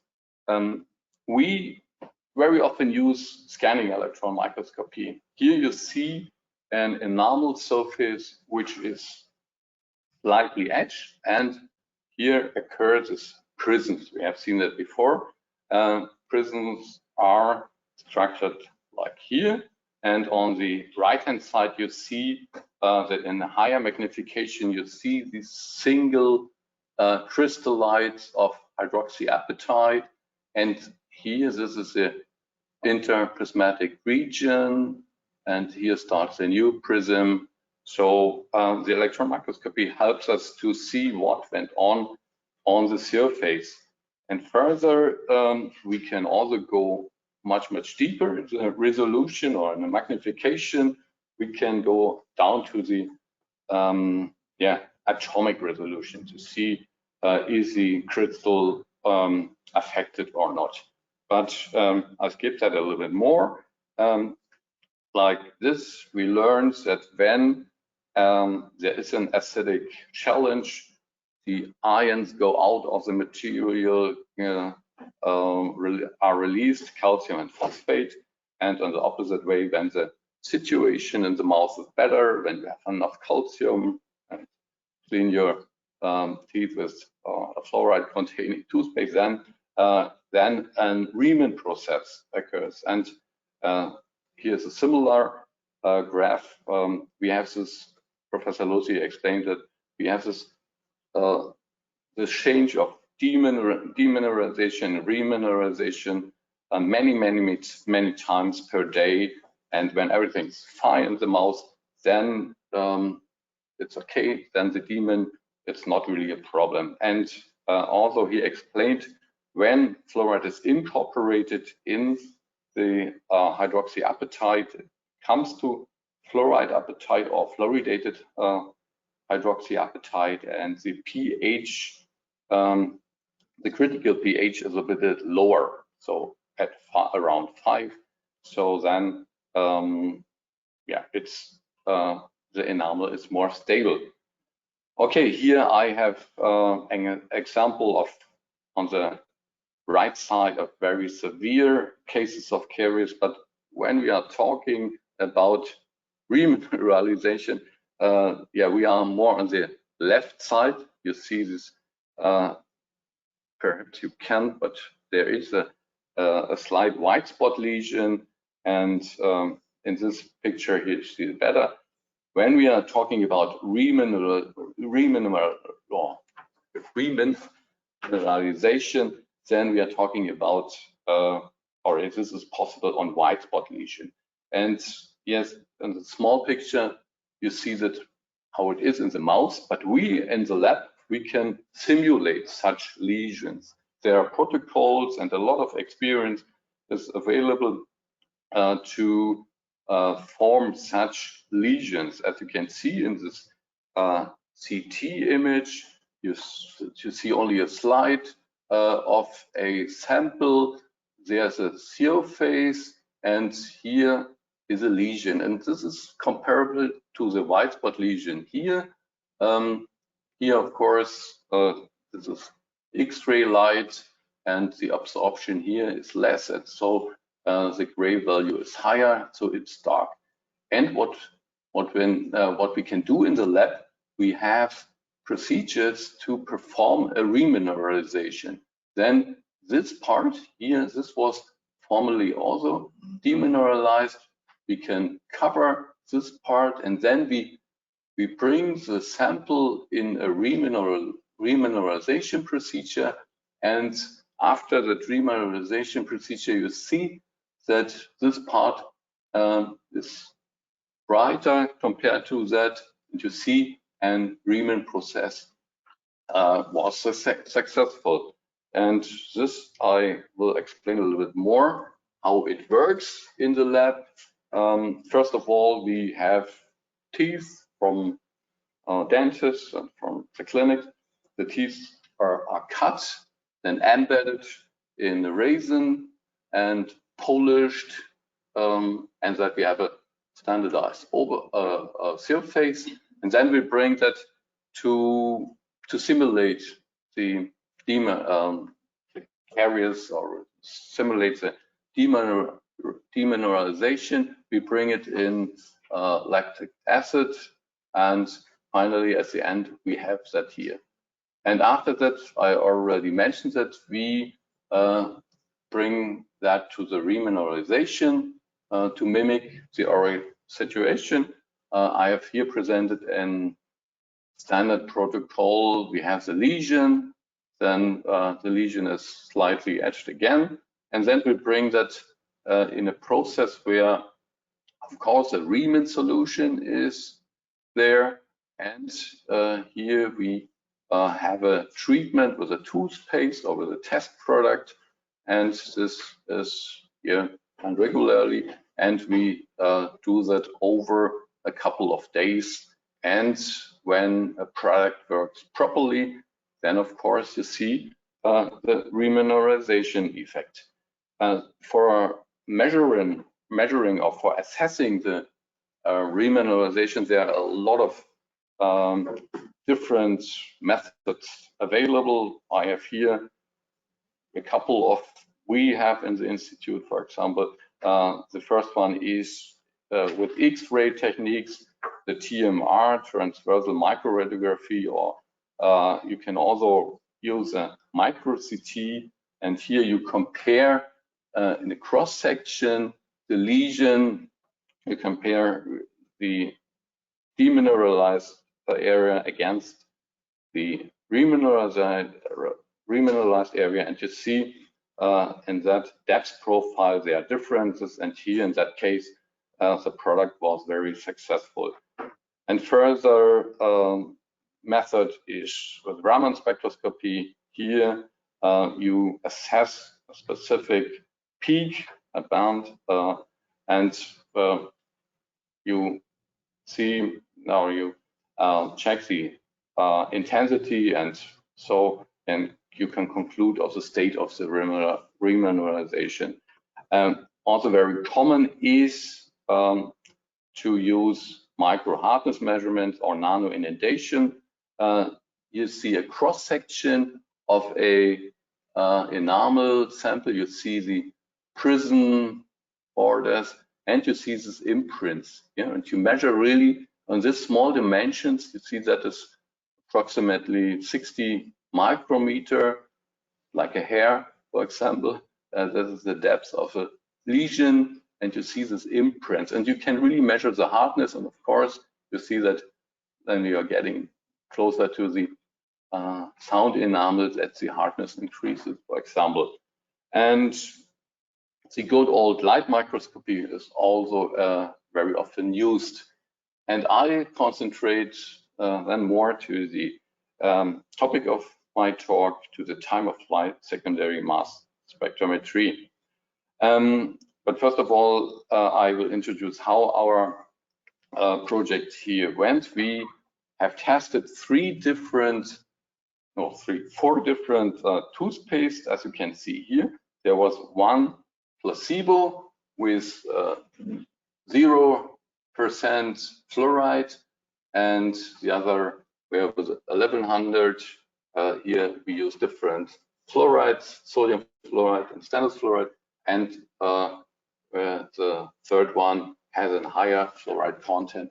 And just with one look on the different SEM images, you see that the lesions look very different. And just for understanding, this is a cross section, this is a surface, and here you see the tissue is very demineralized, so there are voids, high porosity, and so obviously there was only a minor or neglectable success or effect of remineralization. And it looks here definitely better, and you can see that here the bottom of the lesion is higher and it looks stronger. So obviously here the remineralization was very much successful. There is still a demineralized area, but in this protocol, this is a little bit changed compared to the first one I have introduced. But anyway, what I wanted to say, you see different regions. You have a surface region, then you have the demineralized region. Then we expect this is really the remineralized region, and really deep you have the sound enamel. And then we have taken these samples and we wanted to characterize, we wanted to learn more about the new mineral phase. What really went on when the sample went to the remin solution, and we wanted to see what happens, how is the element distribution, fluoride, where is fluoride in this in the lesion, or where is the calcium, and how and where are they penetrating, and are there with the new technique any advantages compared to the SEM method. And this is the time of flight technique. I really try to explain it very quickly. The idea is you have a primary ion beam, an ion gun, and you hit the surface. This is accelerated, and then you release from the surface secondary ions, and the secondary ions will be guided and finally analyzed in the time of flight analyzer. And what you have at the end, you have a mass spectrum of all the fragments, the charged fragment and the ions. And then you can see, is there calcium inside? But you have to see the number, the mass number of the specific atom or ion or fragment. And this is a device what we use, and the main important thing or the idea why we wanted to this is the fact that the spatial resolution is 50 nanometer, and so we you have to measure then 50 nanometer. That when you scan a surface, you perform this measurement as it is spot wisely, and then you have finally an image which is comparable with an SEM. And here are the TOF-SIMS mappings, and yes, you see it exemplary for one treatment with 1100 ppm sodium fluoride. And please now you have to turn your head, please. This is the surface, and you see here there's only calcium 40 or calcium 40, and you see the image only with this signal.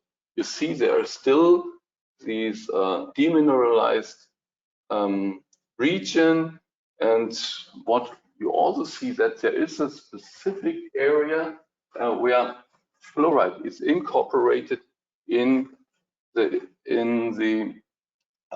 lesion, and this is for us the evidence that there is something happened, and new minerals are integrated in the lesion.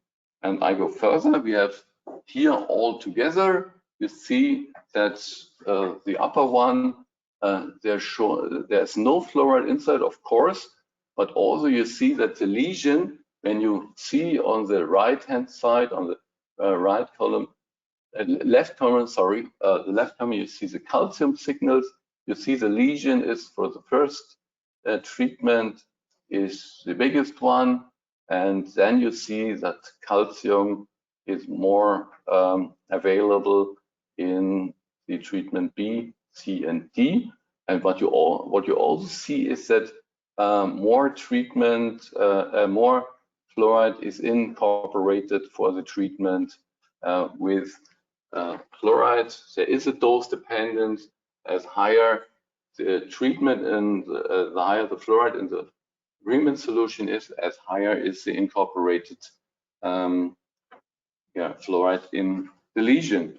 And but for us, what is difficult when you in the Riemann solution, when you treat the sample, the calcium, we cannot really see how the calcium went into the lesion. And for that, we had the idea not to use the, I say, normal calcium, the ordinary calcium. We used an calcium 44, in other words, an isotopic calcium instead of this calcium carbonate. And we have changed the Riemann procedure by that substitution. And then we wanted to see what happened. And here on this graphic, you see that there is a incorporation of this calcium exactly on this position where the fluoride is. Yes, and you see very impressive the prism borders I have shown with the scanning electron microscope before, and you see that the fluoride and the new calcium and the fluoride penetrate along these prism borders into the lesion and remineralize the lesion there. And this is pretty new, and you can you have more information compared to the SEM. And yes, this was for us a very successful results. What we wanted to investigate further, how does the crystallites look like in the Riemann area? And for that we used the so-called focus ion beam technology to prepare little slices for the transmission electron microscope. Again, this is a cross section of our sample, the different areas, the surface area, the Demon area, the Riemann area, and the sound area. And we have prepared this very tiny lamellas, and then we have brought this to this transmission electron microscope. And here you see the results from the different areas. For one sample, this is the surface area, very heterogeneous. Then this is a demineralized area. Here you see that the crystallites are very thin and affected. They don't look healthy. Healthy looks that. This is a sound region. You see very compact, almost compact, still a little bit porous are the remineralized area. And what we found further, this I have enlarged a little bit here on this slide.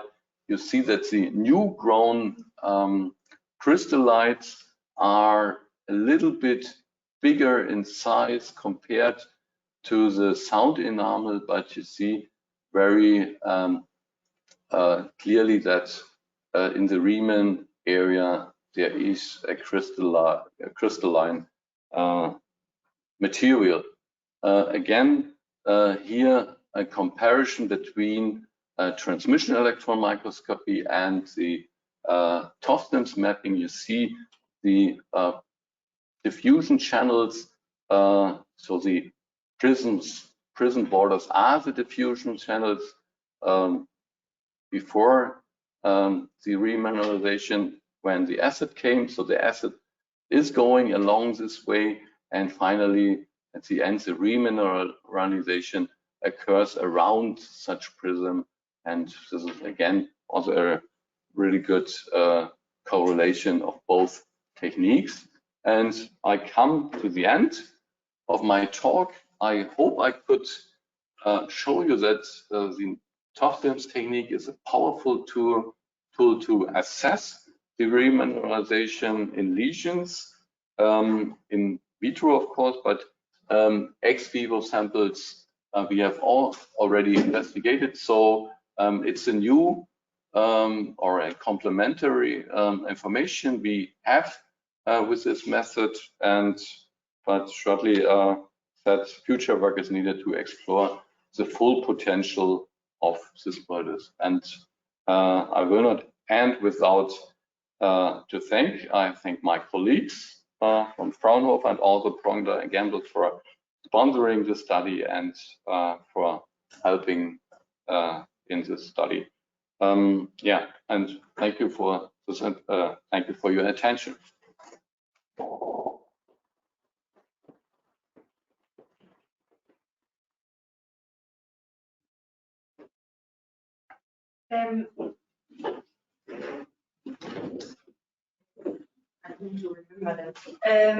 There's one question, Andrea, is do you see TOF-SIMS as complementary to the already established method to determine remineralization performance, or do you believe it could also replace some of the From the procedure, I would say it could be an alternative. But when you prepare it in that way, you have always scanning electron microscopy very close to that, and we do that regularly. So we got a lot of information with SEM, and when that combination with TOF-SIMS, then you can definitely show that remineralization took place or not. And so, but it's a little bit more expensive compared to cost. It's more expensive compared to this nano inundation. So it really depends what you want to know. Here you learn more what went on chemically, or are there any specific chemical information you want to learn. And so I wouldn't say it is not an alternative for this quick and quickly done nano inundation, but when you want to learn more about the lesion and your fluoride penetration, then of course it would be an alternative. And is it also applicable to other remineralization agents other than fluoride? Yeah, one tricky thing is when you want to bring calcium in it, and then you cannot really, for example, we're asking when you have hydroxyapatite in the remin solution, and then you cannot see that really, but definitely you can see if a remin effect is there or not. But when you are working with standards, or of course, you measure that definitely, and this I wanted to say we haven't tested everything, but in principle, all what is inside we measure, and so we have to look at the mass spectrum, what is inside, and then we can sure, or you have some example what you are.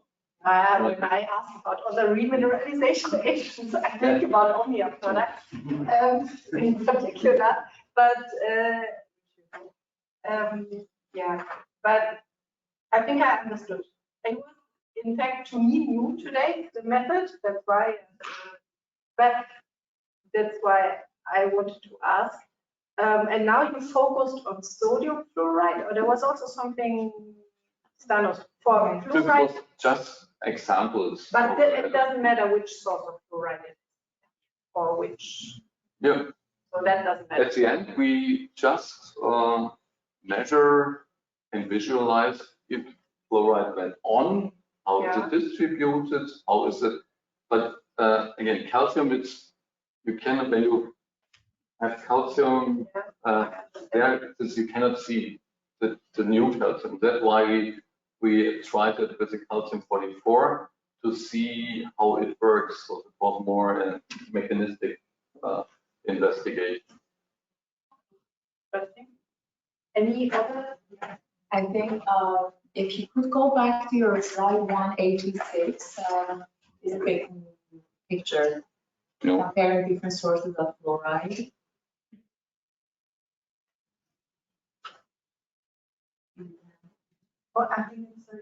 Six, you said. This one, so if you could see B versus C, would you say it's the same? B versus C? B versus C. Yeah, so so this is of course not a technique for statistical answer, but you have to pay a lot of money. Right. But when we see that and we did other experiments, we would say yes, in that case, sodium fluoride makes the same performance. It's like the morphology. Yeah, and of course you have always the human enamel, and you have always the bio. But this was not a question for us. We just wanted to see what can we see compared to SEM, and we see a lot of more. We have one more question. Yes, thank you very much for a very interesting talk. So when we look about the artificial lesions you have created, especially on the calcium flow on the A1, so the A1 actually, so you see these darker spots. I assume this is the demineralization, right? For example, that one. Yeah, exactly. So why is it then the mineralization fluoride always behind? Yeah, this is So when you're postulating that you have new calcium phosphate formed, I would assume it happens inside lesion or in mineralized lesion actually. Not or twice is more important. so the remineralization. So this is a surface, yeah. Yeah. This is a surface, yeah. And the calcium and the fluoride both penetrate until the bottom of the lesion, and the remin starts on the bottom of, on the lesion and grows in that direction. So that you're also saying the mineralization is not yet finished. Yes, definitely. So in our experiments, so we never have seen a completely remineralized lesion. So that maybe the thing was in your place. But you can definitely differentiate between, for example, this one and this one, and so it's a good way to assess the remin potential of toothpaste or mouth rinses. I see no more raised hands. So you mentioned it's a quite expensive method, and that's why probably you will not have every place where you can do studies. I think I'm talking more about what you mentioned. You can also measure from in situ studies, from clinical real situations. Is the sample preparation, or can it be possible, for example, to do the study someplace and ship the samples to you, or are the samples too sensitive not to be able to analyze? You can send the samples to us and we prepare that. So this is not a big deal. And when it gets more and more routine work, of course, perhaps it is comparable to SEM. It's always a little bit more expensive compared to SEM, but it is, you always have to prepare, you have to cut a sample, polish them, and then bring it to the microscopy. And then the data evaluation is complicated because you have always, so this is mass spectroscopy. I don't know if someone has experience with mass spectrometry. It's, you have a whole bunch of data masses, calcium, then calcium, fluoride, all is inside. You have, but you have the idea what you're looking for, and so you can concentrate on what you are looking for. But on the hand, when you want to discover something, and when you just concentrate on these main ions or components, then it goes quickly. But definitely slightly more cost expensive compared to SEM. Would you expect big differences between the in vitro samples and in situ minimal samples? I would say yes, but if you have some clinical trails in mind, it would be interesting. Good. Yes. Last question, if I understood well, you cannot perform your methods of remineralization based on sodium fluphosphate and calcium, right? So it should be based always on silica. I'm not sure if I understand. So you have to perform on sodium fluoride and silica, right? Yeah, this is just an example. I'm asking, can you also do this analysis based on sodium fluphosphate and calcium carbonate? Yes, you can take every tooth one. Okay, because I'm the same. So you can also perform the remineralization analysis with Omya then, for example. Yes. It's difficult to distinguish, right? What you said between the newly incorporated and already existing. Yeah, you see more when you use fluoride containing toothpaste, and of course you see and more when you use, instead of the normal calcium in the remin solution, specific calcium as a marker. Mm. What is this calcium 44? This is an isotopic calcium, and so this was a specific calcium carbonate, and it's very expensive. Just to show you where the new calcium is, and this is not possible. So it's a famous. We have a white, like a white eagle. Cannot really see the white eagle here. Very expensive calcium carbonate you can also get from us, right? Just ask. Yeah, thank you. I'm just, thank you, Andreas. I think there are no more questions. And it's time for lunch. Thank you.